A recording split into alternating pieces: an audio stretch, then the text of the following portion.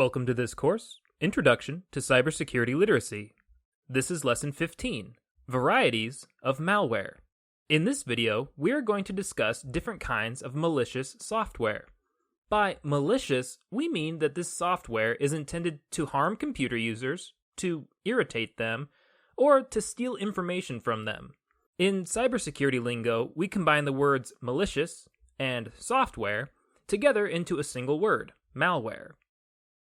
In this lecture, I'm going to define several common varieties of malware: viruses, worms, Trojan horses, and bots.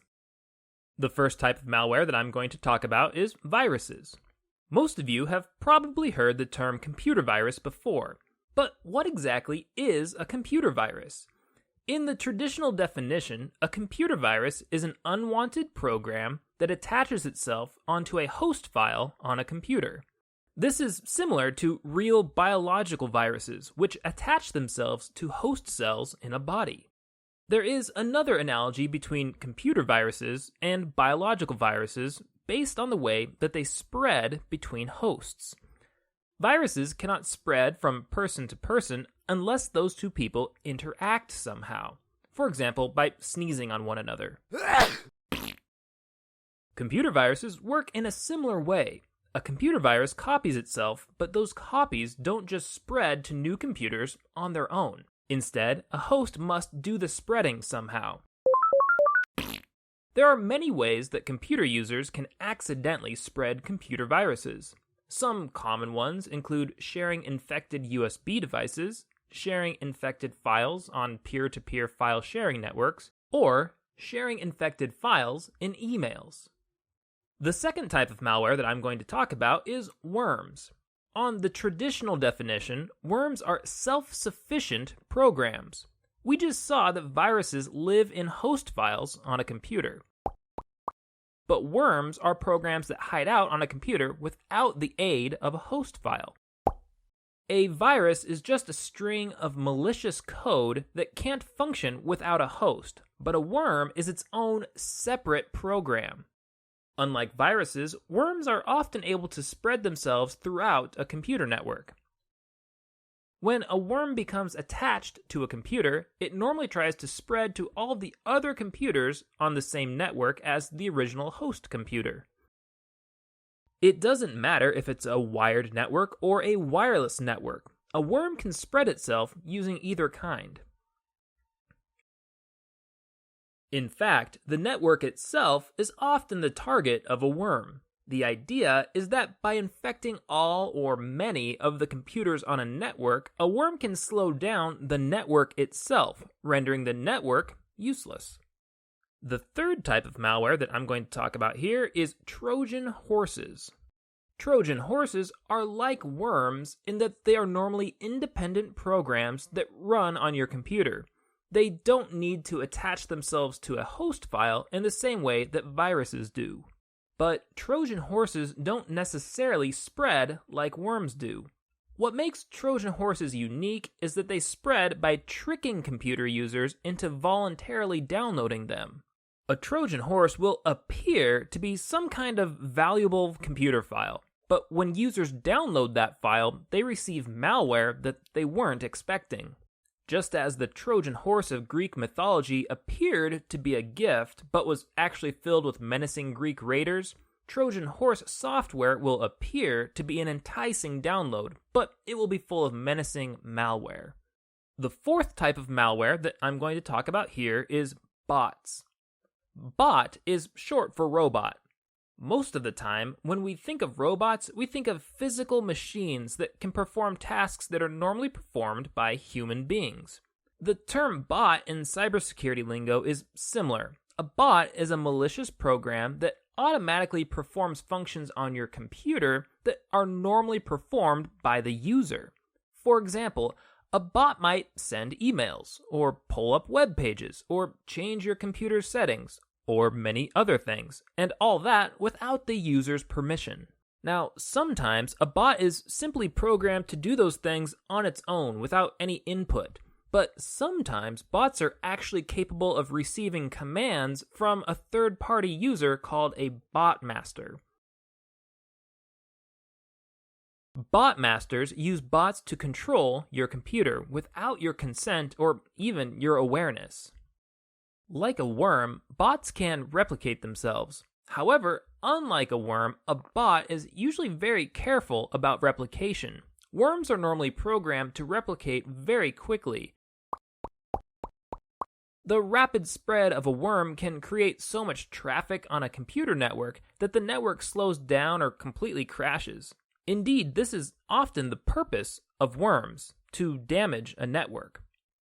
Bots, on the other hand, usually replicate relatively slowly so that they can avoid being noticed. Similarly, bots are frequently designed so that they will run on a computer completely undetected. Now, viruses are normally designed to damage a computer. But bots are designed to run smoothly along with other computer programs. But that doesn't mean that bots aren't harmful. A bot can receive commands from a remote bot master, and so a bot gives partial control of your computer over to some other user at some other location, and that can be a very harmful thing. Throughout this video, I've referred to 4 distinct types of malware: viruses, worms, Trojan horses, and bots. However, in the real world, boundaries are fuzzy between all the different kinds of malware. It can be difficult to categorize real pieces of malware as just viruses or just worms. Sometimes a piece of malware will attach itself to a file, like a virus does, but it will have the capacity to spread itself like a worm does. Or maybe it will be a Trojan horse download that leaves a bot on your computer. Now, the term virus has become the catch-all term for discussing malware in casual conversation. But as you can see, there are a great many varieties of malware out there, each with their own purposes, their own strengths, and their own weaknesses. Okay, that's all the further we'll go in this video. In the next lesson, we'll talk more about what malware can do to your computer.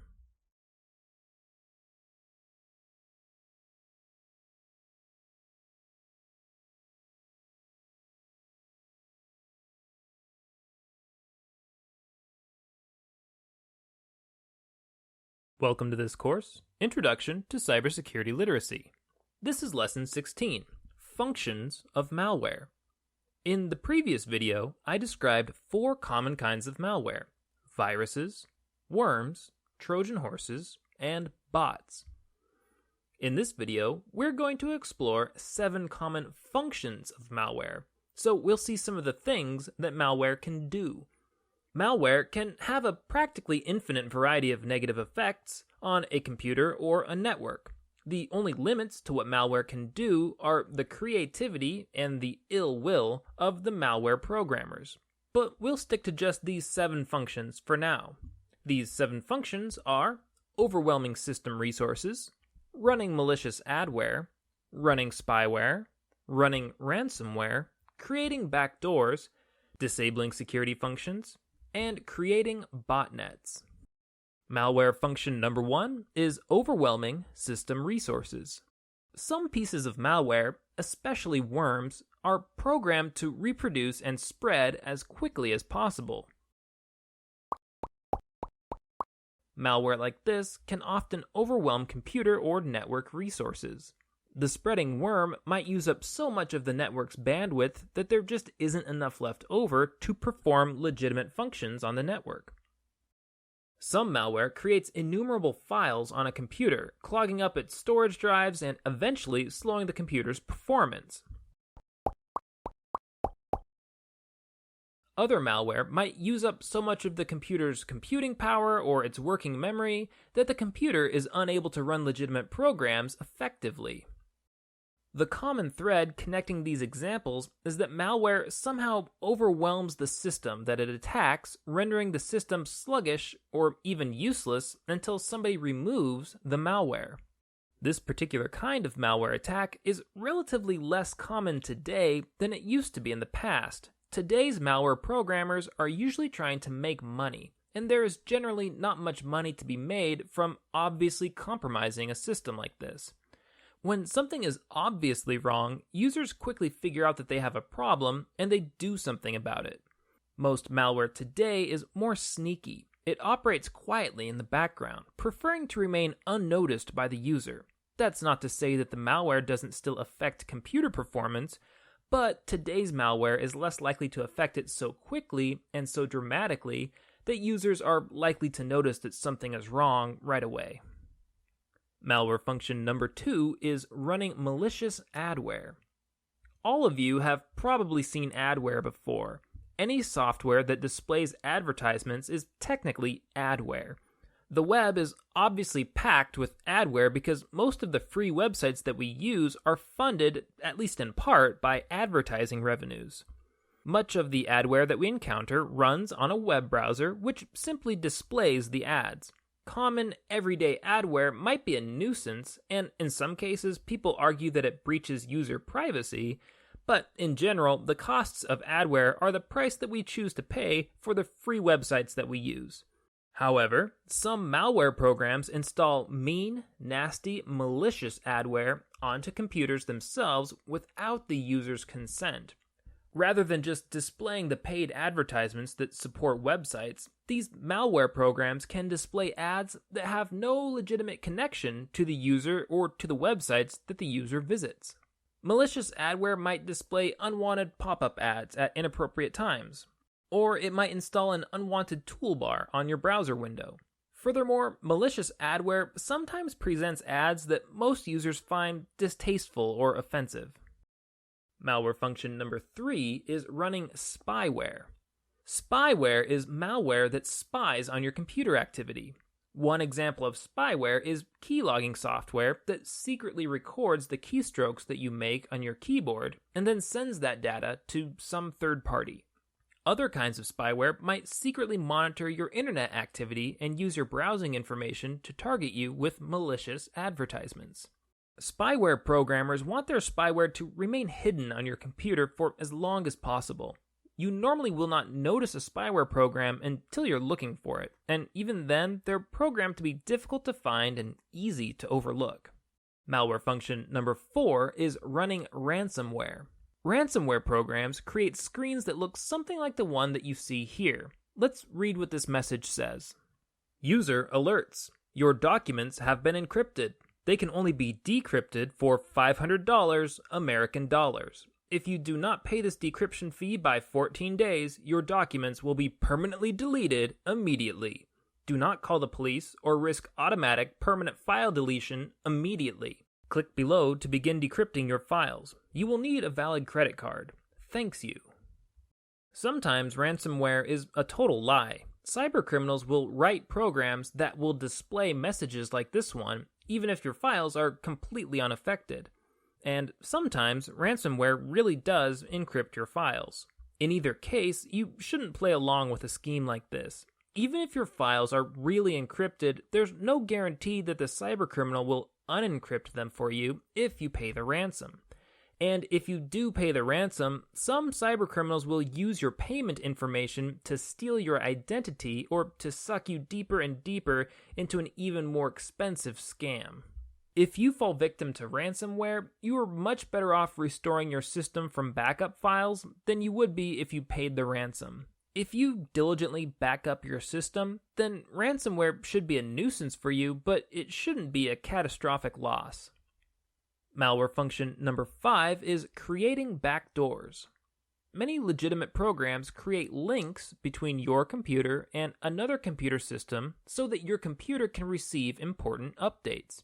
For example, Microsoft releases security updates on the second Tuesday of every month, and computers running Windows will download and sometimes install these updates by default.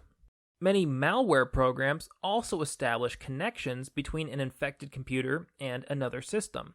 But the connections that malware programs establish are secret, and they're intended to strengthen the malware, not to strengthen the computer. Using these secret connections, cybercriminals can update malware to make it more harmful, more difficult to remove, or more difficult to identify. These secret malicious connections are called backdoors. If a malware program creates a backdoor, then it can use that backdoor to modify itself or to install even more malware programs onto the infected computer. Malware function number 6 is disabling security functions. Some malware programs can disable security functions on a computer. For example, it could disable antivirus software, or it could block the system from installing security patches. Malware that disables the security functions on a computer tends to last longer because there aren't any security functions left to stop it. And these programs also tend to leave computers more vulnerable to other malware infections from other sources. Malware function number 7 is creating botnets. In the previous lesson, I discussed bots. Bots are malware programs that can control your computer without your input.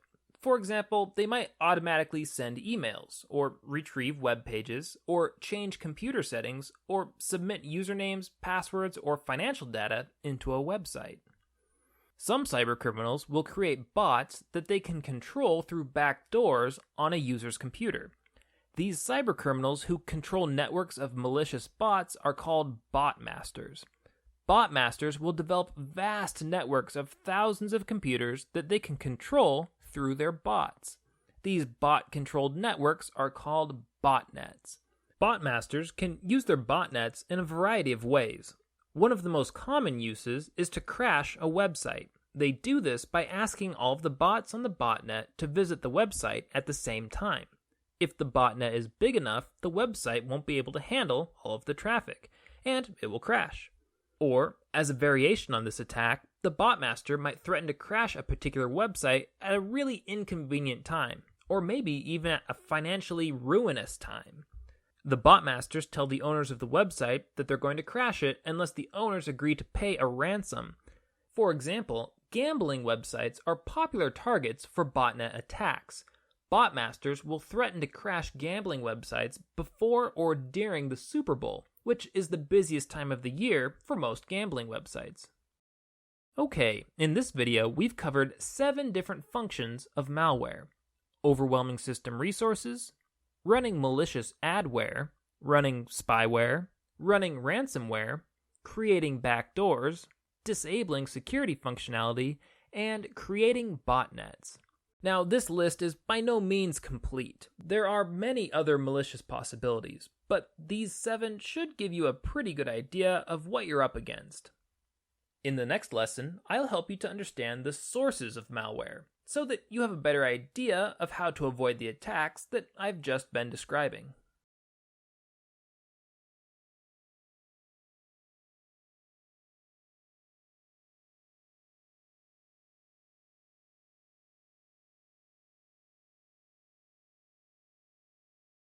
Welcome to this course, Introduction to Cybersecurity Literacy.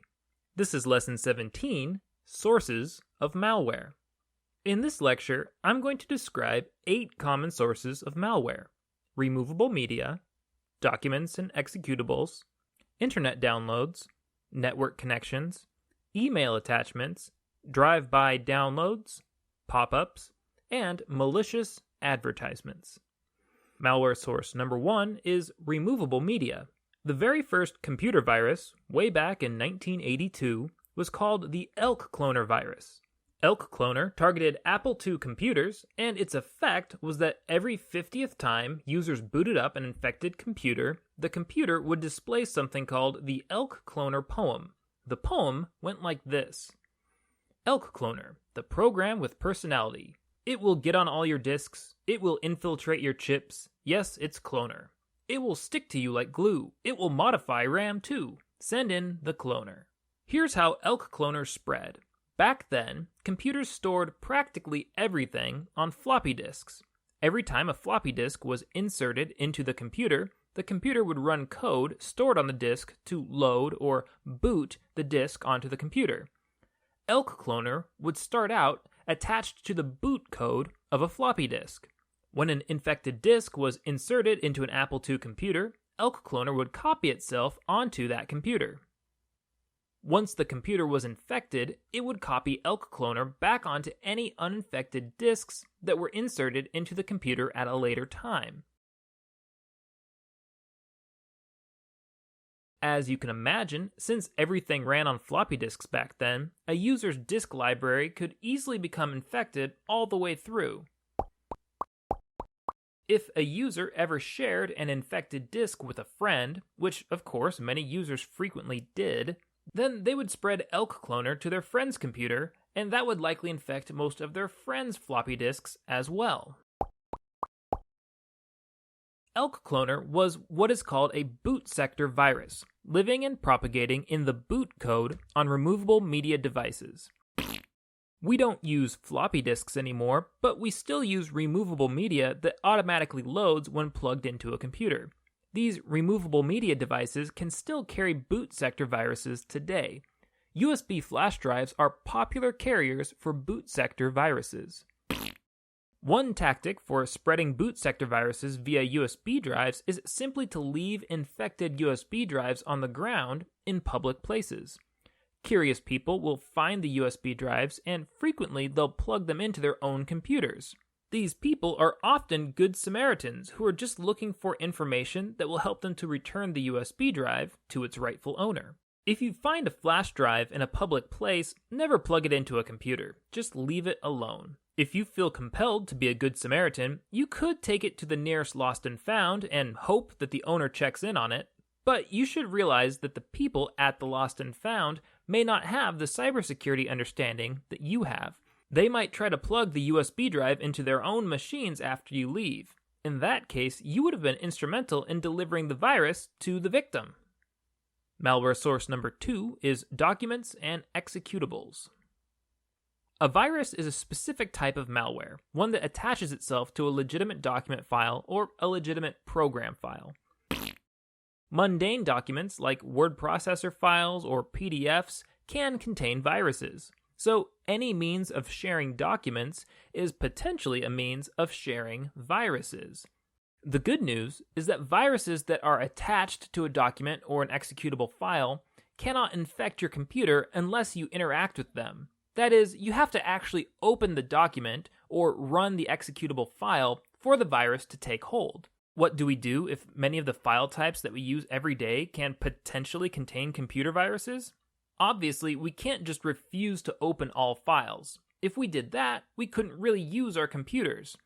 What we can do is use discretion. Only share files and storage devices with people that you trust. Don't share files or storage devices with people that you don't trust. And if somebody you trust shares a suspicious file with you, remember that you don't have to open it. If something about a file from a trusted friend seems suspicious to you, you can usually just delete the file or call the person up on the phone who is sharing it with you to get more information about what it is that they're sharing. Malware source number 3 is internet downloads. In a previous lesson, I talked about Trojan Horses. Trojan Horses are malware that come disguised as legitimate files.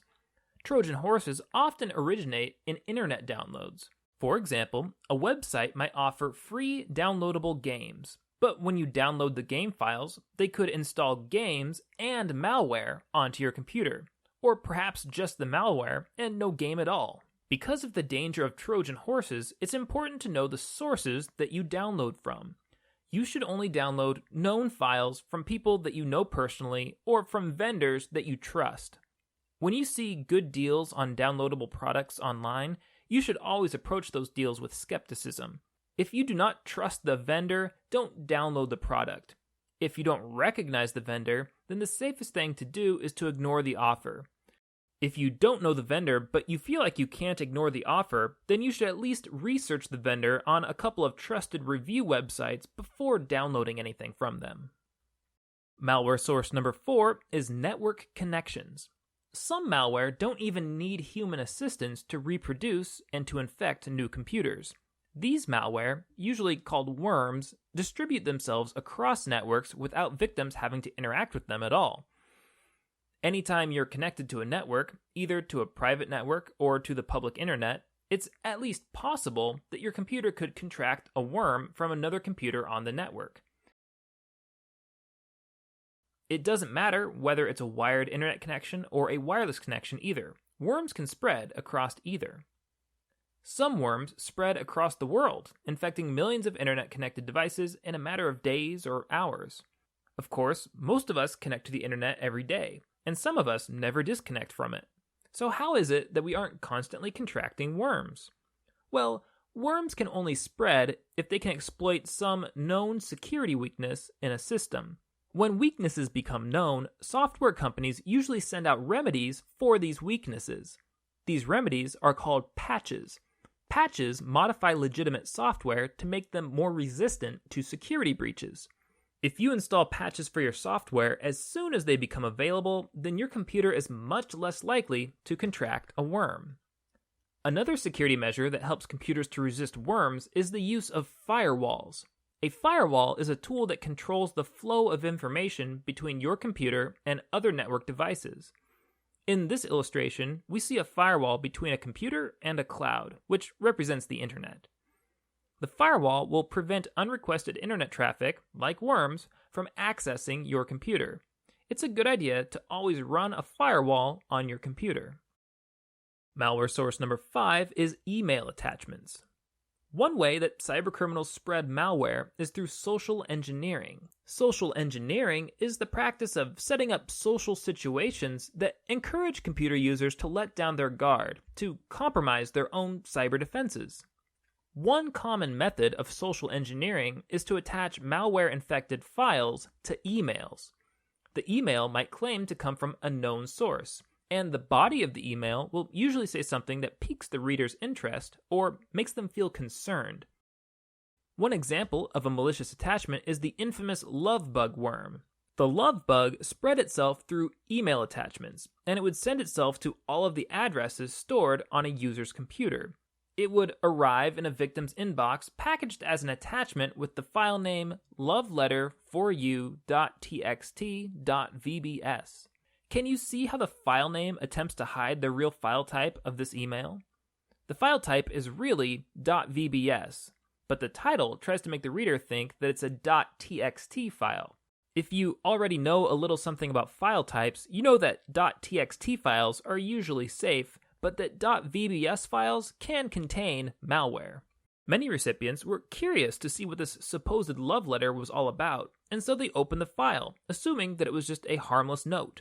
Back in the year 2000, the love bug infected more than 500 million computers in just 1 week. Email attachments are incredibly useful, but it's important that you only open attachments that you can trust. Malware source number 6 is drive-by downloads. Many computer users realize that they can contract malware by downloading files from a malicious website. But what many users don't realize is that you can contract malware infections simply by visiting a malicious website. Whenever your computer pulls up a website, your computer is downloading and running code from a computer somewhere else on the internet. The web code that runs on your computer when you visit a website can contain malware. When simply visiting a website causes your computer to download malware, this is called a drive-by download. Because of the lurking threat of drive-by downloads, it pays to be aware of which pages you visit on the web. Avoid hyperlinks that take you to unfamiliar or untrusted web pages. Malware source number 7 is pop-ups. Some web pages allow advertisers to display pop-up advertisements, which are advertisements that appear on your monitor in a separate browser window. Many of these pop-ups are just annoying, but some of them are legitimate security threats.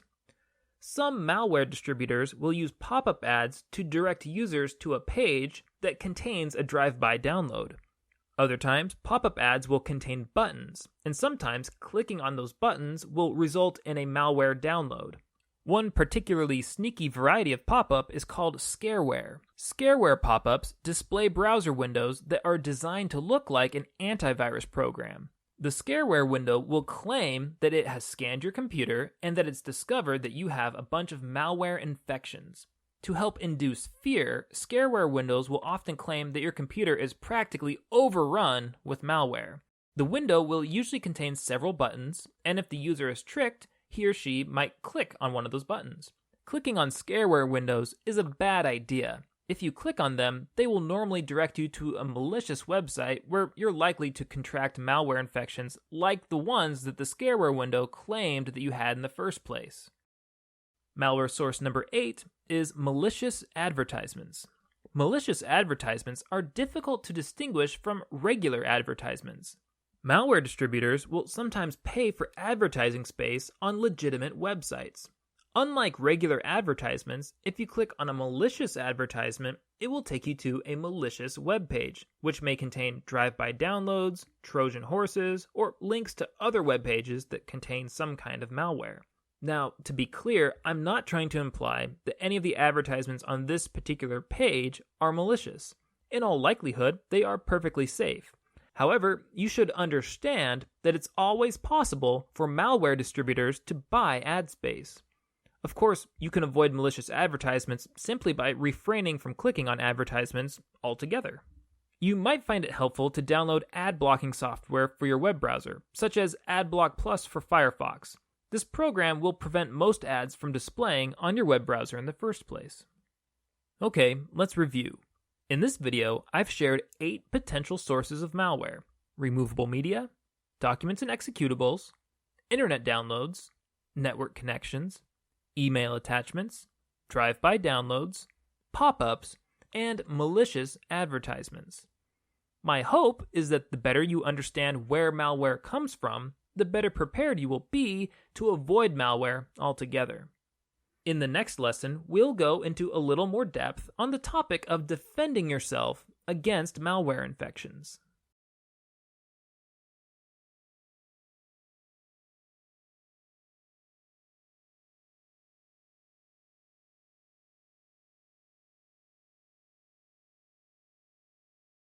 Welcome to this course, Introduction to Cybersecurity Literacy. This is Lesson 18, Layers of Defense Against Malware. In this video, I'm going to introduce you to the layers of defense that will help to protect you from a malware attack.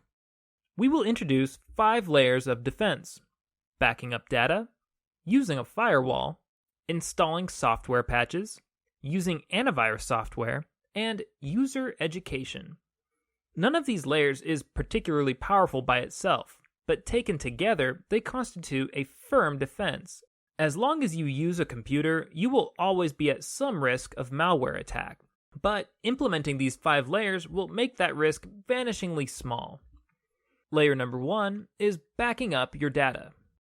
Let's imagine for a moment that this box represents your computer system, and these gold bars represent all of the valuable things that you keep on your computer: personal information, photographs, music, and other things like that.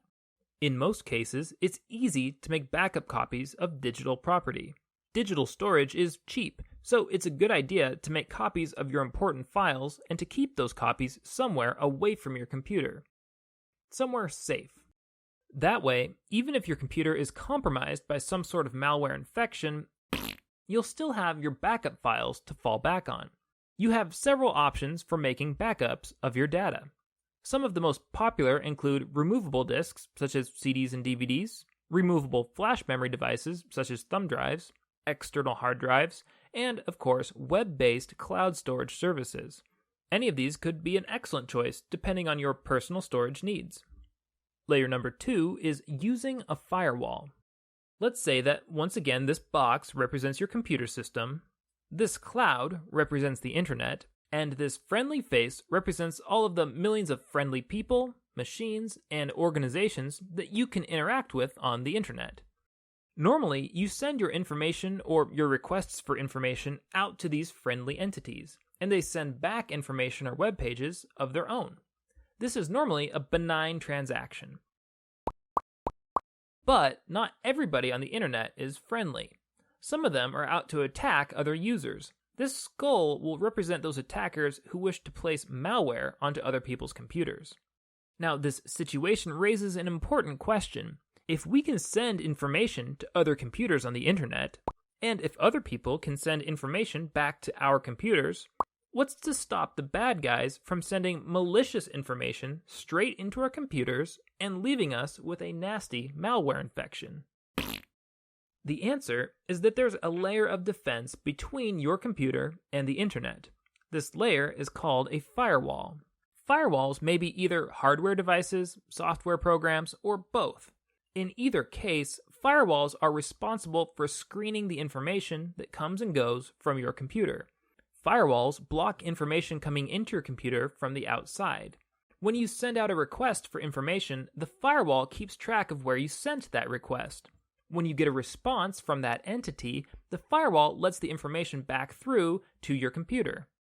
But if somebody tries to send unrequested information directly into your computer, the firewall will block it. You should be aware of two important limitations inherent in firewalls. First, a firewall cannot help you if you request information from a malicious source. If you initiate contact with a malware attacker, then your firewall might let a piece of malware right back onto your computer. The second limitation is that firewalls are never perfectly foolproof. It's relatively uncommon for attackers to send unrequested malware through or around firewalls, but it does happen every now and again. Despite these limitations, firewalls are an indispensable cybersecurity tool. You should be sure that you're running a firewall whenever your computer is connected to the internet. Layer 3 is installing software patches. When malware programmers design malware to attack your computer, they're generally attacking the software that runs on your computer. All software has security weaknesses, even if we don't know what they are yet. That's why we're using a dotted line to represent the boundary around your computer, to emphasize that there are gaps. Malware attacks must exploit one of these software weaknesses in order to succeed. Many malware attacks are unsuccessful. We may never even know that they occurred because they failed to exploit a weakness.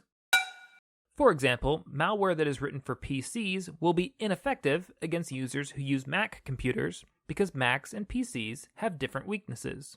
But malware programmers are constantly searching for security weaknesses in popular software. When they find them, they write new malware that exploits those weaknesses. But legitimate software developers are also constantly searching for security weaknesses in their products. When they find them, they release security updates called patches. Patches cover the known weaknesses in a program so that attackers can't exploit them. This is why it's important to install software updates for your computer whenever they become available. Layer 4 is using antivirus software. In the world of cybersecurity, antivirus software functions kind of like a guard dog. A dog can learn to detect people and to distinguish between people based on the way that they smell. Similarly, antivirus software can detect and distinguish between good and bad software based on the lines of code present in that software. When antivirus software detects a line of code associated with a known malware threat, it takes action. Antivirus software can alert you to the presence of malware, sometimes before your computer is even infected. It's kind of like a guard dog who begins barking when intruders approach its territory. Antivirus software can also recognize malware attacks and block them, kind of like a guard dog that attacks an intruder before he enters the house. And if you do get a malware infection on your computer, antivirus software can sometimes remove it for you, like a guard dog who chases an intruder out of your house.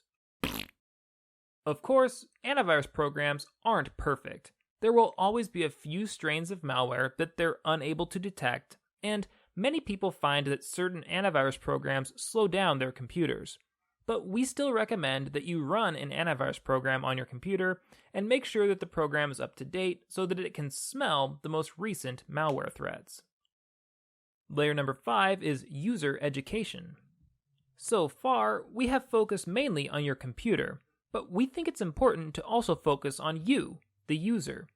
You are, after all, the person who is under attack, and we'd like to discourage the idea that you're just a passive participant in cybersecurity. It's better to think of yourself as an active participant, and the more you learn about cybersecurity, the more purposefully you can act. Furthermore, the better you understand cybersecurity, the better you will be at distinguishing friend from foe in the first place, and the better you will be at recognizing the tactics that malware attackers will use to get malware onto your computer. So that's our 5th level of defense, users should arm themselves with knowledge. If you're watching these videos, then you're on the right track. Okay, that's all I have for you for now on malware defense. To review, we covered 5 layers of defense: backing up data, using a firewall, installing software patches, using antivirus software, and user education. None of these layers is very effective on its own, but taken together, they constitute a strong cyber defense strategy. In the next video, we'll begin discussing web browsing, and we'll talk about some of the security issues that users face when they're surfing the web.